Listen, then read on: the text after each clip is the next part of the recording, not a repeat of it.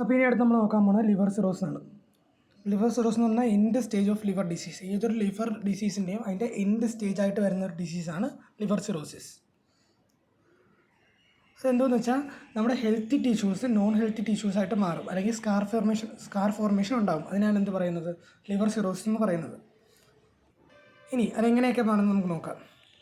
ഇനി blood flow, അതായത് പല ഇൻഫെക്ഷൻ അല്ലെങ്കിൽ ഇൻഫ്ലമേഷൻ കാരണം നമ്മുടെ ബ്ലഡ് ഫ്ലോ എന്ത് പറ്റും, തടസ്സപ്പെടും. അങ്ങനെ തടസ്സപ്പെടുമ്പോൾ എന്ത് പറ്റും, അത് സെൽസ് നെക്രോട്ടിക് ആകാൻ തുടങ്ങും. എന്ന് വെച്ചാൽ ഓക്സിജൻ സപ്ലൈ കിട്ടാതെ വരുമ്പം ആ സെൽസിന് ഡെഡ്സ് ഉണ്ടാവും.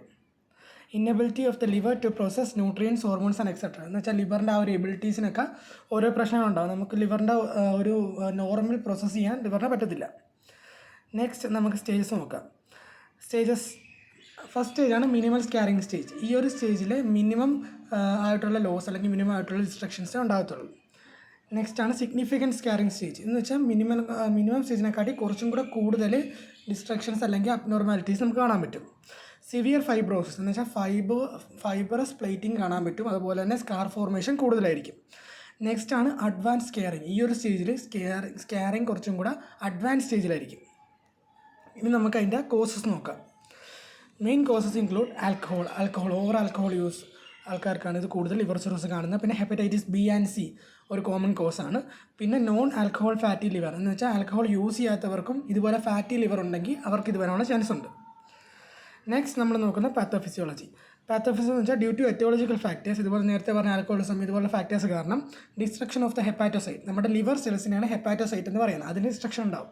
ഡിസ്ട്രക്ഷൻ ആകുമ്പോൾ ഫൈബ്രോസിസ് അല്ലെങ്കിൽ സ്കാരിങ് എന്ന് പറഞ്ഞ പ്രോസസ് ഉണ്ടാവും.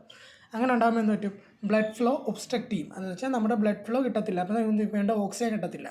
സോ പോർട്ടൽ ഹൈപ്പർ ടെൻഷൻ ഉണ്ടാകും, which leads to liver cirrhosis. നമുക്ക് അടുത്തത് സൈൻസ് ആൻഡ് സിംറ്റം നോക്കാം. ലോസ് ഓഫ് അപ്പറ്റൈറ്റ്, നമുക്ക് വിശപ്പില്ലായ്മയായിരിക്കും. പിന്നെ ഫാറ്റിക്, ക്ഷീണം കാണും. പിന്നെ weight loss or weight gain, നമുക്കൊന്നെങ്കിൽ വെയിറ്റ് ലോസ് ആകാം അല്ലെങ്കിൽ വെയിറ്റ് ഗെയിൻ ആകാം. പിന്നെ ബ്ലഡ് ഇൻ സ്റ്റൂൾ, നമ്മുടെ സ്റ്റൂളിൽ ബ്ലഡിൻ്റെ പ്രസൻസ് കാണാൻ പറ്റും. നെക്സ്റ്റ് ഡയഗ്നോസ്റ്റിക് ഇവാലുവേഷൻ സാധാരണ പറഞ്ഞാൽ കംപ്ലീറ്റ് ബ്ലഡ് കൗണ്ട്, നമ്മൾ ആ ബ്ലഡിൻ്റെ പ്രസൻസ് ഉണ്ടെന്ന് അറിയാൻ വേണ്ടി ബ്ലഡ് ടെസ്റ്റ് ചെയ്യും. അതേപോലെ ലിവർ എൻസൈംസ് ചെയ്യും. ലിവർ എൻസൈംസ് എന്ന് പറയുമ്പോൾ ലിവർ ഫംഗ്ഷൻ ടെസ്റ്റൊക്കെ നമ്മൾ ചെയ്യും.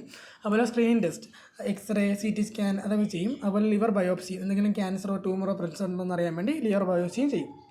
Next management include diet, healthy diet. നമ്മൾ ഡയറ്റ് പറയും, അവർക്ക് ഇൻക്രീസ് സോഡിയം ഡയറ്റ് എടുക്കാൻ പറയും. അതുപോലെ പ്രൊവൈഡ് ഹെൽത്തി ഡയറ്റ് എടുക്കാനും പറയും.